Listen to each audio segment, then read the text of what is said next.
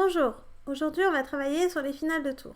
Donc, dans cette position, on va regarder ensemble. Déjà, on va apprendre à évaluer une finale de tour. Donc, première chose, qu'est-ce qu'on regarde? On regarde le nombre de pions. Donc là, on voit qu'on a 5 pions de chaque côté. Donc déjà, ça veut dire que c'est équilibré au niveau matériel. Ensuite, on regarde l'activité du roi. Donc là, le roi blanc, il n'est pas super actif et le roi noir, il n'est pas super actif non plus. Mais ils ne sont pas non plus dans un réseau de maths. Ensuite, on va regarder les pions passés. Alors voilà, très bien. Les blancs, ils ont un pion passé ici. D'accord? Donc on va essayer de le ramener à dame. Alors dans cette position, les blancs jouent et gagnent. Donc regardez bien, cette partie, elle a été jouée par Alekhine en 1933. Et en plus, elle a été jouée en simultané.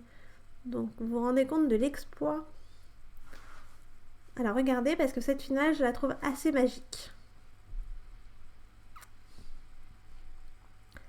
Donc, qu'est-ce qu'on peut faire avec les blancs?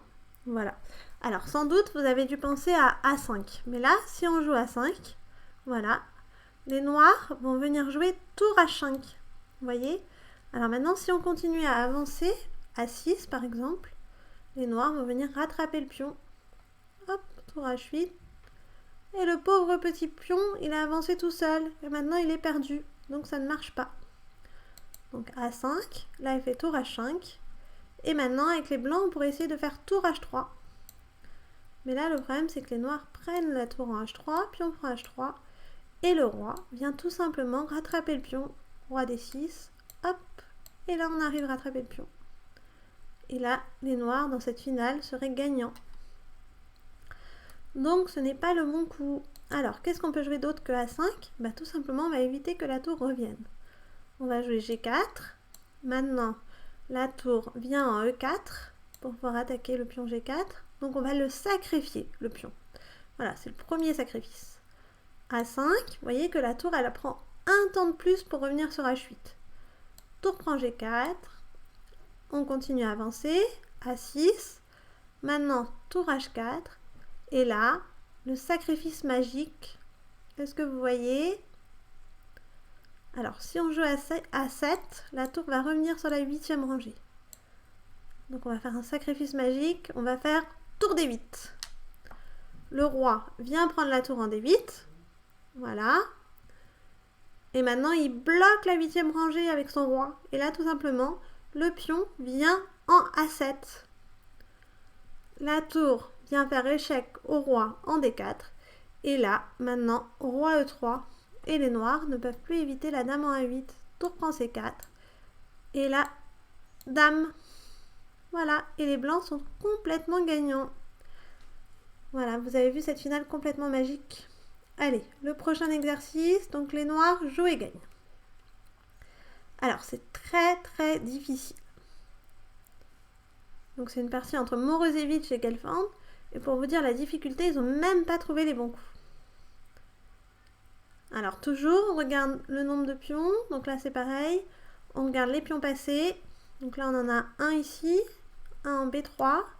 Et les blancs en ont un en H4. Alors, qu'est-ce qu'on peut jouer? Alors, on va essayer de jouer B2. Si on joue B2, le problème, c'est que la tour, elle va venir rattraper le pion. Vous voyez, comme ça. Ensuite, on peut venir avec notre roi. Mais le problème, c'est que maintenant, lui, il va aussi s'activer. Et il va aussi activer son pion en H4. Donc à la fin, ça va finir par nul. Roi G4, roi C4 et maintenant H5. Voilà. Ça va sacrifier comme ça. Roi C3. Et là, on continue à avancer. Hop, là, on sacrifie la tour sur le pion. On continue à avancer. H7, voilà. La tour vient en B8. Et maintenant, roi prend pion F4. On sacrifie le pion H7 et on va pousser l'autre. On va obliger la tour à venir se sacrifier sur le pion. Ça va faire match nul. G4, tour prend, on continue. Tour H8, voilà.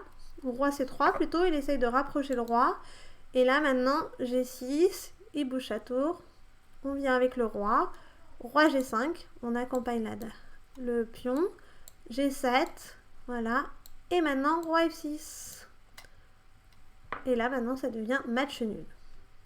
Donc, on va revenir au départ. Voilà. Alors, est-ce que vous voyez une autre idée que ce coup de B2? En fait, c'est un peu la même idée que la première position, c'est-à-dire qu'il faut éviter la tour E7 de revenir. Comment on peut faire? Comment on peut faire avec les